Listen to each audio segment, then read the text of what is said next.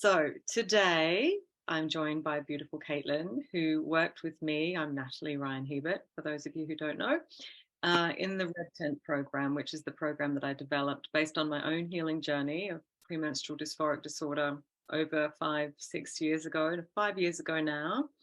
And Katelyn came into the program about 2.5 years ago, and she's joining me today, 2.5 years on, to tell us all about her experience. So welcome, Katelyn. Thank you so much for joining me. Yeah, thanks for having me. I'm excited to share. Yeah. So away you go, I guess, to start with, a little over 2.5 years ago, what was it like to be you? Yeah. Just looking back, it was dark times. um, Yeah. Before I found your program, I was definitely at an all-time low, I think, with the PMDD and the symptoms and yeah, I was feeling pretty hopeless and discouraged, honestly, because I had tried several things that just hadn't worked. And I had three little kids, I think ages 6, 4, and 3 at the time. And So so much fun. and I was this full-time stay-at-home mom. And so I had, yeah, just a lot on my plate at home. And at that age, the kids need a lot of Yeah. attention, a lot of care. And so, um, and my marriage was strained just with this whole pattern of my mood and all my symptoms. It was really Mm. tough on my husband. I know he was super supportive and he was understanding that, you know, that I had something that was sort of out of my control, but it was still hard on him, obviously, too. So that's kind of It's- where I was at. It was just a mm, very low point in my life. Yeah. yeah. I think it's so tough on the partners. They want to be there. They know that it's, something's up and it's not just you. There's something wrong. But at the same time, it's hard to predict what's you and what isn't. Like in ourselves are like, is this Yeah, me or is it the PMDD? Like I can't even trust myself anymore. exactly. And then partners need to protect themselves. So and then the relationship becomes very difficult because in order to be there to support you, they almost have to shut their heart off a little bit. And then you can feel that and then it makes your pain worse. I mean, it's just so difficult. And mother Yeah. being a mother. It's a mess. Yeah. Yeah, like Yeah. where do you start?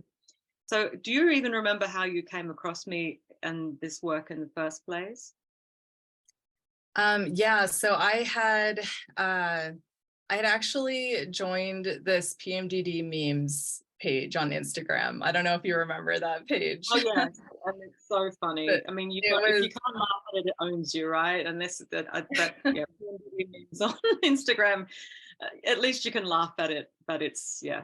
yeah. And that So was actually it was the first time I'd found a group of women that, you know, were mm, struggling with PMDD with all these crazy symptoms and and so I, would go there quite often to look at the memes and just, the humor was really good for me. And I saw you comment on one of the memes, I think, and asking permission to post it on your PMDD support group, Facebook group. And so that really caught my attention. I was like, oh, there's a support group out there. So I just instantly looked you up on Facebook, and that's how I found your your Red Tent sort of Facebook support group and your program and yeah, yeah. yeah, and there are plenty of support groups out there, but they aren't a very happy place to be. It's a big price to pay for support because it's a very negative, down, Yeah. hopeless kind of situation where really the feeling is I'm a victim of this thing and I'm just going to have to suffer. And that's not the message that I have. My group doesn't have anything like any sort of talk like that in it. It's very much a different understanding of what PMDD actually is. So Right. let's see, like I'm grilling you now. So what did you learn about yourself, about what do you understand about PMDD now? After, like, what was it? What were you, what did it show you? What did you realize was really going on? Like it's not just I've got PMDD, like I've got Right. diabetes. It's not that. Yes. It's a Yeah. psycho-spiritual situation, like it's an emotional, Yeah. psychological, and hormonal, because the shift of the Right. hormones is sort of highlighting or magnifying or revealing Right. stuff that is deeper that we're able to kind of just ignore in the first phase Right. of the cycle. So, yeah, tell me about what you now understand. Yeah. Well, and right as I was sort of finding your information and doing a lot of research about PMDD, obviously, uh, research started to pop up here and there about this trauma element. And Mm, that was something that sort of drew me to your stuff was you talked about that there's a trauma element to PMDD and that just needs to be healed. Like that's literally what is causing all of this emotional um, sort of these emotional explosions and issues and symptoms. And so looking back now, it just makes total sense. And mm, at the time, before I started your program, it was kind of hard for me to admit to myself that I had trauma because I had an amazing childhood. I have wonderful parents, mm, and but just from what you taught me and from my own research and going through the program, I realize everybody has trauma. We all, just as human beings, we all have trauma to work through. And so there was nothing to be ashamed about. But there was an answer, mm. and also something that, I've learned is people with PMDD, we have this special sensitivity, before just premenstrually. And that's not necessarily a bad thing. And I feel like these past couple of years after the program, I've finally sort of learned how to view that differently and to not shy away from it and to use it and integrate it in my life. And so, yeah, looking back now, it's like, that's what it was. Like, I was just so sensitive to the trauma that hadn't been healed. Yeah. And it is a big word to use, trauma. And it is, I guess that's the terminology, but there's big trauma, which is what we've always heard trauma to be like. I Yeah. was held at gunpoint, or there was came back from the war, and there's trauma, post-traumatic stress disorder. Mhm. Um, Yeah. but there is something that I guess can be considered trauma too. And really, as Gabor Mate says, it isn't what's happened to you, it's the meaning that you've given it. And Yeah. that's what you're stuck with, because the event's over, but the meaning you gave it, particularly really the meaning about yourself, is left there. And then that is the wound. And then that wound is like getting hit by grains of salt, or it's like a thorn that you can't see, but you feel the pain of it. And when that thorn gets pushed upon, you really feel it and you become reactive. And you think, what's wrong with me? And why am I reacting like this? I'm overreacting. But if you really understood the thorn, you'd go, well, this isn't an overreaction. This is an appropriate response to having a thorn stuck in you somewhere that you Yeah. can't see, but it's in there. And it's all about finding this thorn and pulling it out and going, aha, that's what it was. It was this. I couldn't see it because it was subconscious. But now that we've gone into the subconscious through hypnosis, we're able to find it quite easily. And the amazing thing is that your body and mind know where the thorn is. It's not Yeah. me. I'm good at helping you find it, but it's you who tells me what it is. And we do this kind of soul surgery and go, oh, found it, right, let's pull it out. Yeah. um, and Yeah. once we do this, it all starts to, it's like a wound that heals over, and then the grains of salt that used to hurt the wound don't hurt anymore. You don't react like you used to, because it doesn't push upon something that was painful, because it's healed over. Yeah. And everyone I work with has a different kind of thorn, but it usually comes down to, most people have this belief that they're not enough. There's something wrong with me. I'm not good enough. I'm not lovable. And that's a horrible, painful thing to have to carry deep down. Um, so, yes. Yeah. So, is there anything else you wanted to add to that? Um, I think you hit the nail on the head right there. Yeah. Hmm. So, It's been 2.5 years since you went through the program, and the program has rapid transformational therapy included, and we also do metacognitive psychology, helping you to actually watch your thoughts and go, hang on a minute, and have some distance instead of your thoughts just having full control of you and you reacting to your thoughts. You're able to take distance and space, very much as one would if you're practicing Buddhism or meditation, being able to be present. That presence is a very powerful thing because it gives you space to actually choose. So there's that element in the program combined with the hypnosis to get to the root cause, to pull out the thorn. And then there's just the support along the way. So as a result of going through it, what have you noticed in your life? And it's 2.5 years. So I imagine, I call it a positive snowball too. Like in the beginning, you feel the difference, but over time, those positive changes tend to just compound. Yeah. So what's happened in the past 2.5 years that you feel wouldn't be the way they are if it weren't for you having done this healing work on yourself? Yeah. Yeah. I mean, just talk about where I was before. I had just your typical PMDD symptoms that most women I feel like have in common. I had just so much irritability, like 90% of the time, and rage. Rage was the biggest issue for me, I feel like, but that also caused anxiety attacks or panic attacks and depression. And I had insomnia and, all these strained relationships. My kids were just terrified of me, and I was, all of these symptoms were just really debilitating and sort of destructive to my life. That's kind of where I was at. And going through your program, I noticed even before the RTT sessions, the hypnosis sessions, I noticed just relief. Like I felt the edge taken off of some of my symptoms because I was in this group of 5 or so other women who were going through exactly what I was going through, and being led by someone who had overcome their PMDD, and just so you had that perfect empathy and just being in that space, that support group, I felt a big shift just heading into the program initially.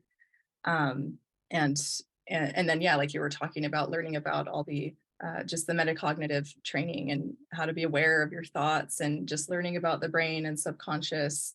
I just started to see immediate changes, positive changes in my symptoms, just learning, going through the process. Yeah, that what you just mentioned then about having that empathy, because Yeah. what we tend to do is hate ourselves for what we're going through and thinking, if I just hate myself enough, if I hate this thing in me, then maybe it'll just pack its bags and leave. Because if I was somewhere and I was hated enough, I'd probably leave. So maybe this part of me will just leave. I'll give it a try. And we keep hating ourselves and hating ourselves. Yeah. But that doesn't fix it, because the pain is that you don't love yourself, that you've rejected yourself, you've abandoned yourself, and you abandon yourself further for being in pain about that. And the pain, the wound just gets bigger. So we've got the original thing, and then we've got this on top of it, we place even more rejection, Yeah. which just puts us in more pain. And then we hate ourselves more. And before you know it, it's all a bit out of control.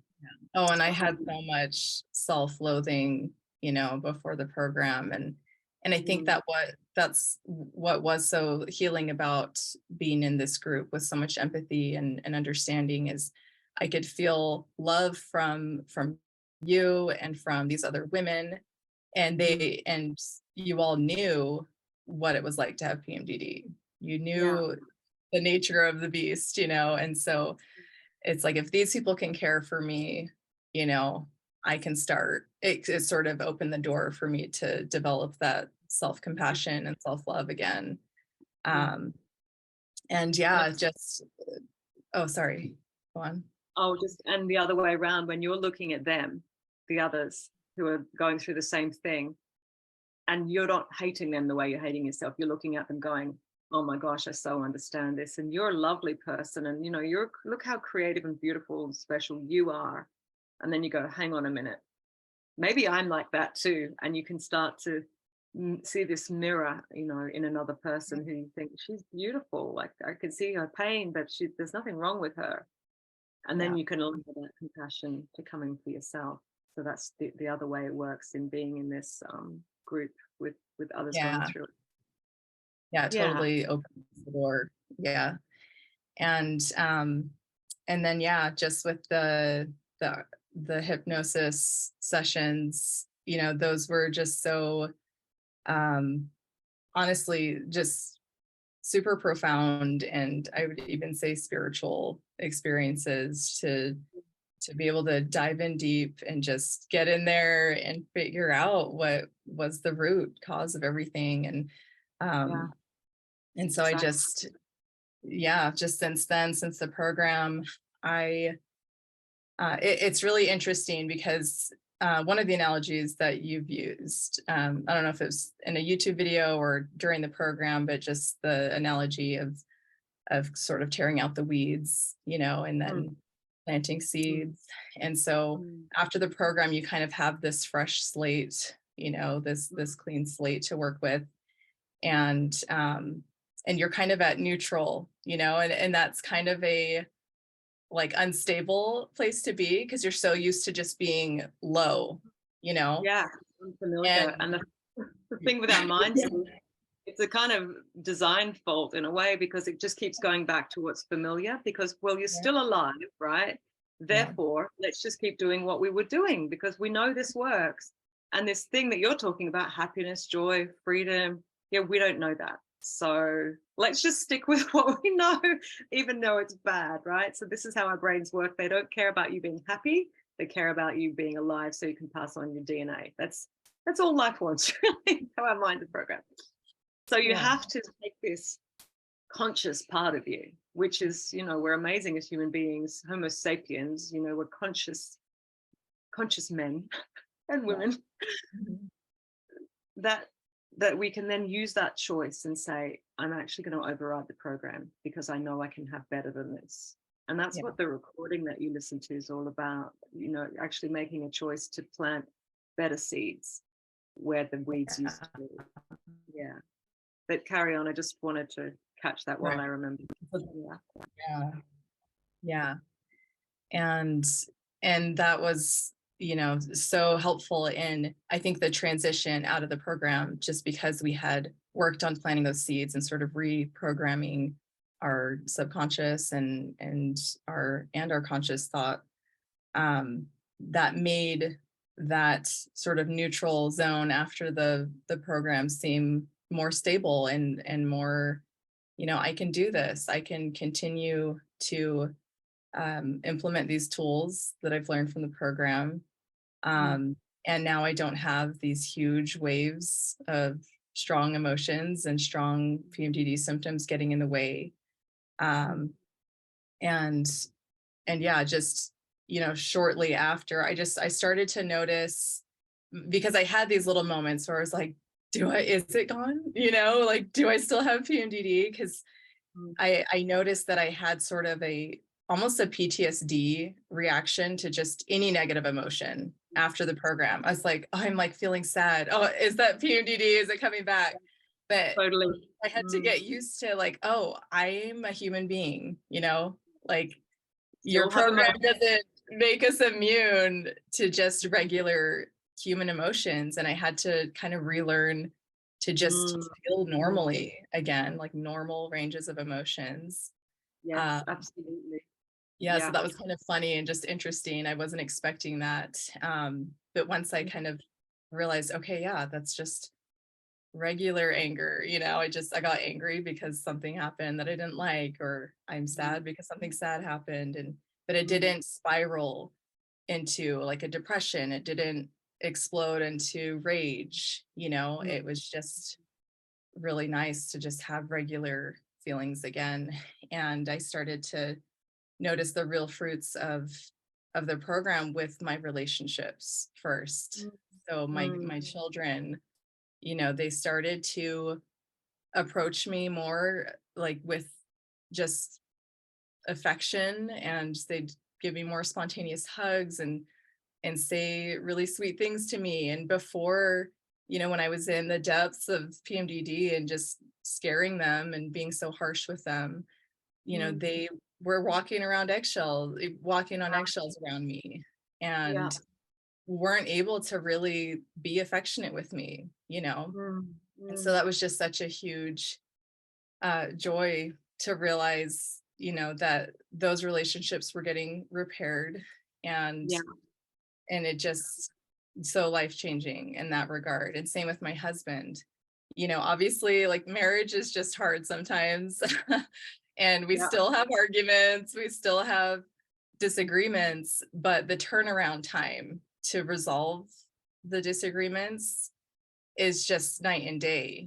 With PMDD, it would ruin a family vacation, for a week, or we couldn't resolve an argument and it would last for days. And Yeah. now it's Christmas ruined. Yeah. Christmas for me was always like, it just happened to be the bad time a lot of the time. yes, There were many Christmases that were not happy Christmas because of it. It's just too many days home together.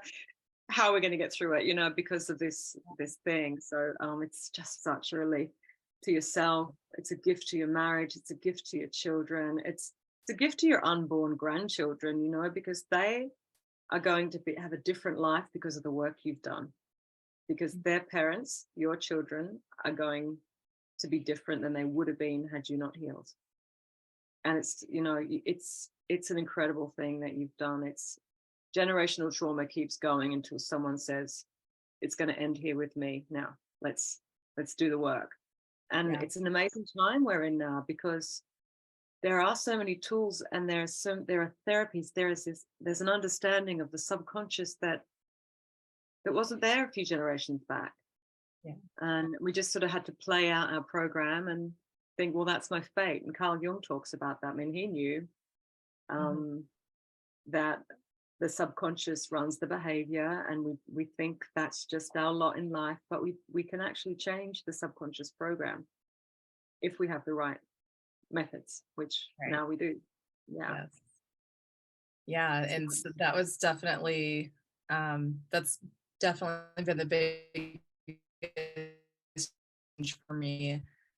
Just my relationships, and even outside of family. I didn't have a lot of friends when I had PMDD. I didn't have energy to to devote to outside relationships as much. And now I feel like I've been able to make more friends, and I actually have friends that I am close to now. And so just relationships all around have improved, and I definitely feel, a lot more confident in myself. Obviously, we all have days where we don't feel as good about ourselves, and we have bad days here and there. But in general, I feel like I can go after my dreams. I can start that new hobby, or just do more things that I mm, really wasn't capable of doing with the PMDD, and just how debilitating it was.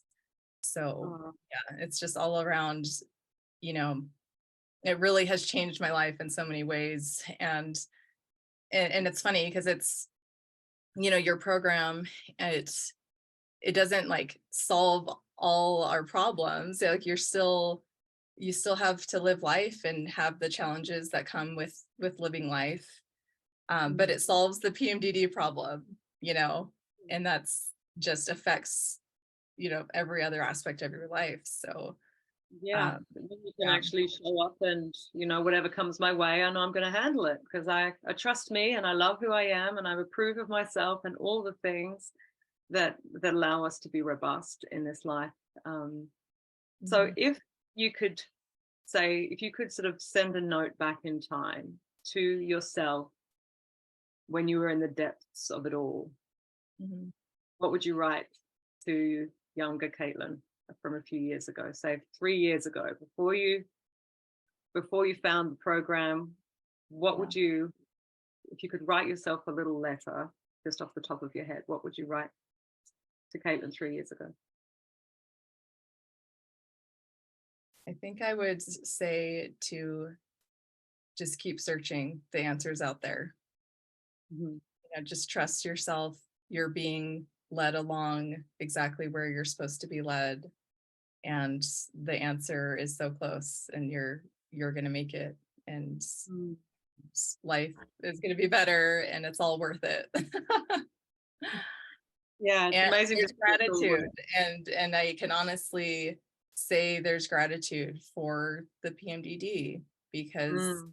Mm. it's and I always, when I've heard other people say stuff like that when had PMDD, it make me so mad. I'm like, you can't be grateful for this, I know. But In your here I head, you am. feel like, yeah, I know. I can say the same, and I know I've said that to you ladies before. Like, you will be.